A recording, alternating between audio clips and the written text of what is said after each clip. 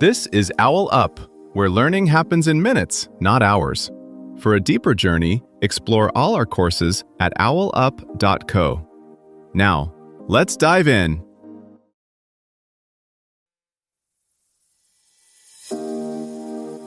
Welcome back to Chapter 2 of our series on Greek mythology, where we're diving into the episode titled Odysseus's Epic Journey.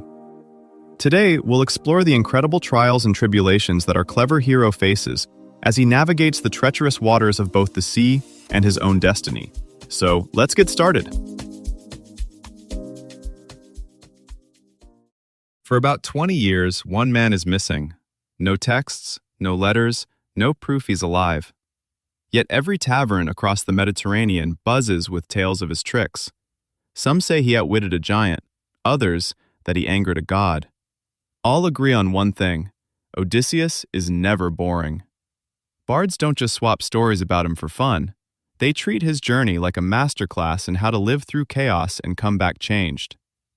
The Odyssey isn't only about getting from Troy to Ithaca. It's about what happens to a person when every familiar landmark disappears. Each stop on his route is like a different stress test for the same mind. Temptation on one island, despair on another, raw survival somewhere else. Layered under sea monsters and divine grudges is a quiet question. How much of yourself can you lose and still be you? Ancient audiences heard more than entertainment. They heard a roadmap for navigating uncertainty, reputation, and responsibility.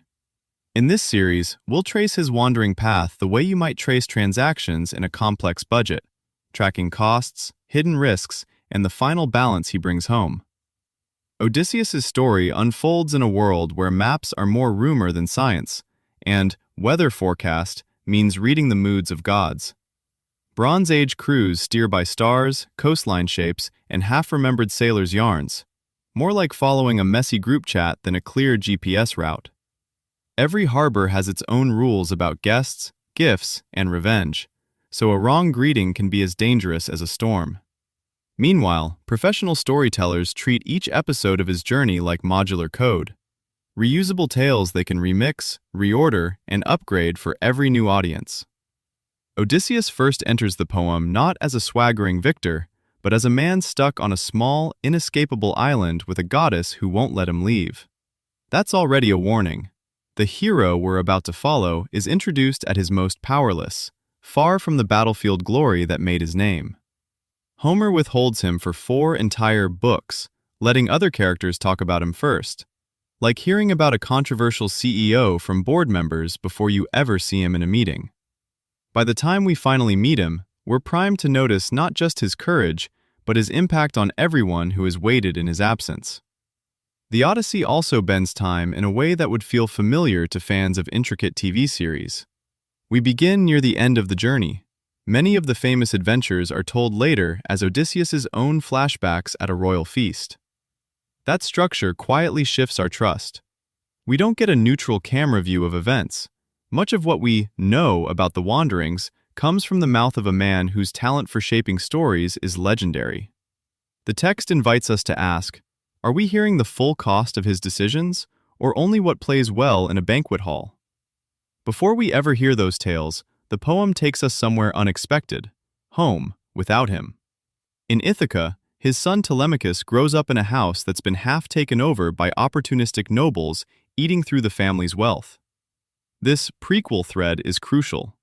We see a kingdom drifting, a queen constantly managing threat with politeness, and a young heir learning that missing information is itself a kind of danger.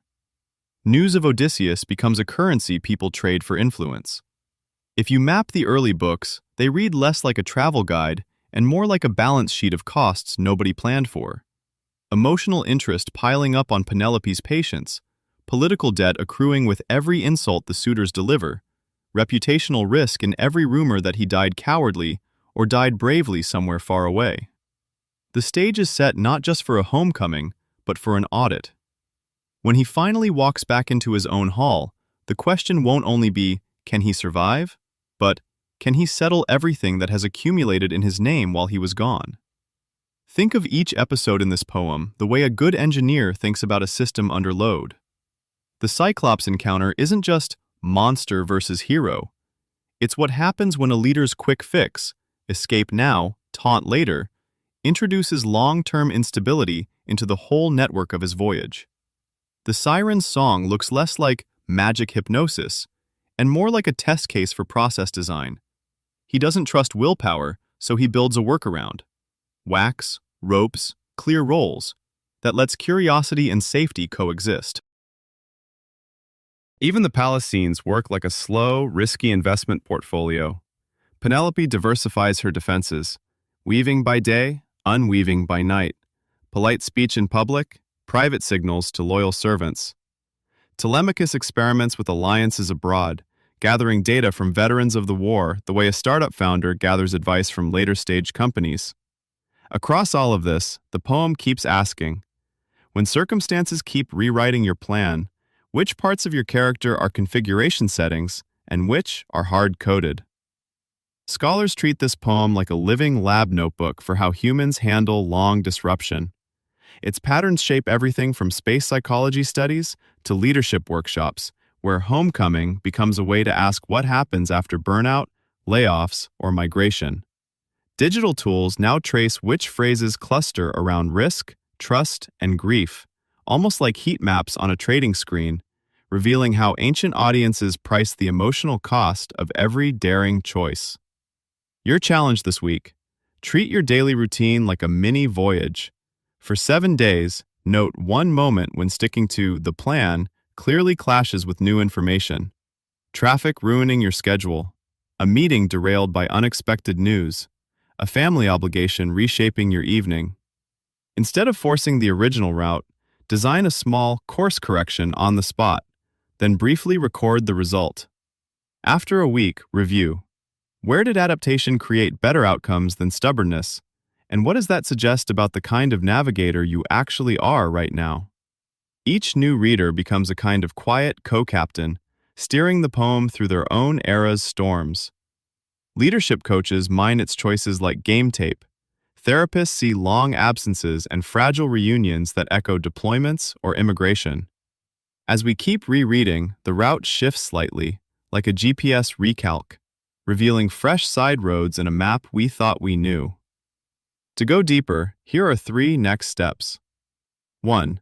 Read Emily Wilson's translation of the Odyssey, books 5 to 12, and, while you read, keep this interactive map of Odysseus's route from the Perseus Digital Library open in a browser tab so you can visually track each stop of his journey.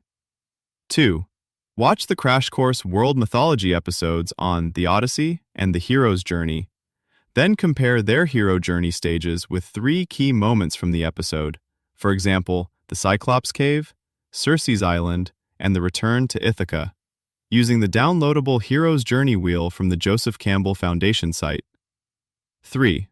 Open the Classics for All, or Loeb Classical Library website and pick one short scholarly article or commentary note on Odysseus's character, for example, his polytropos nature, and contrast what the scholar says with how the podcast framed his cleverness versus his flaws, jotting down where you now see him differently in specific scenes. This was OwlUp, your daily step forward. To keep learning with structured courses and more insights, go to owlup.co. Until tomorrow!